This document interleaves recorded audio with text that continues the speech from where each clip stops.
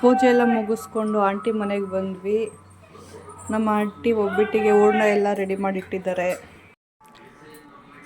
ನಮ್ಮಮ್ಮ ಮೈದಾ ಹಿಟ್ಟು ಕಲಿಸ್ತಾ ಇದ್ದಾರೆ.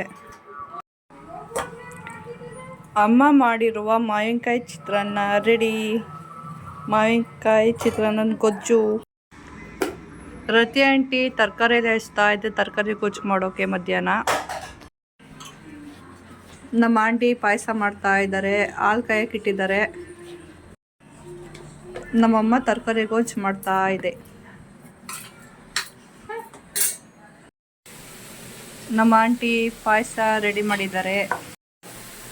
ನಮ್ಮಮ್ಮ ಒಬ್ಬಟ್ಟು ಸಾಂಬಾರಿಗೆ ಹುರ್ಕೊಳ್ಳೋಕ್ಕೆ ಎಲ್ಲ ಹಾಕೊಂಡು ರೆಡಿ ಮಾಡ್ತಾ ಇದ್ದಾರೆ, ಹುರ್ಕೋತಾ ಇದ್ದಾರೆ. ಒಬ್ಬಟ್ಟು ಸಾಂಬಾರಿಗೆ ಈರುಳ್ಳಿ ಟೊಮೊಟೊ ಎಲ್ಲ ಹುರಿದ್ಬಿಟ್ಟು ಎಲ್ಲ ತಣ್ಣಗೆ ಮಾಡಿ ಜಾರಿಗೆ ಹಾಕಿದ್ದಾರೆ. ಇವಾಗ ಮಧ್ಯ ಸ್ಟ್ರಾಂಗ್ ಕಾಫಿ ಕುಡಿಯೋಣ ಅಂತ ಕಾಫಿ ಮಾಡ್ತಾ ಇದ್ದಾರೆ. ಬಿಸಿ ಬಿಸಿ ಸ್ಟ್ರಾಂಗ್ ಕಾಫಿ ರೆಡಿ. ಒಬ್ಬಟ್ಟು ಸಾಂಬಾರು ರೆಡಿ ಆಗ್ತಾ ಇದೆ.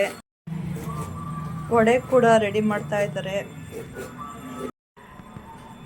ನಮ್ಮ ಆಂಟಿ ನೆಗಡೋದೇ ಕಮ್ಮಿ. ನಾನು ಮನೆಗೆ ಬಂದಾಗ ನಾನು ನಗು ಅಂದಾಗ ಮಾತ್ರ ನಗ್ತಾರೆ. ನನ್ನ ತಮ್ಮ ನೋಡಿ ಹೇಗೆ ಲುಕ್ ಕೊಡ್ತಾ ಇದ್ದಾನೆ. ನಮ್ಮ ಆಂಟಿ ವಡೆಗೆ ರೆಡಿ ಮಾಡಿ ಇಟ್ಟಿದ್ದಾರೆ.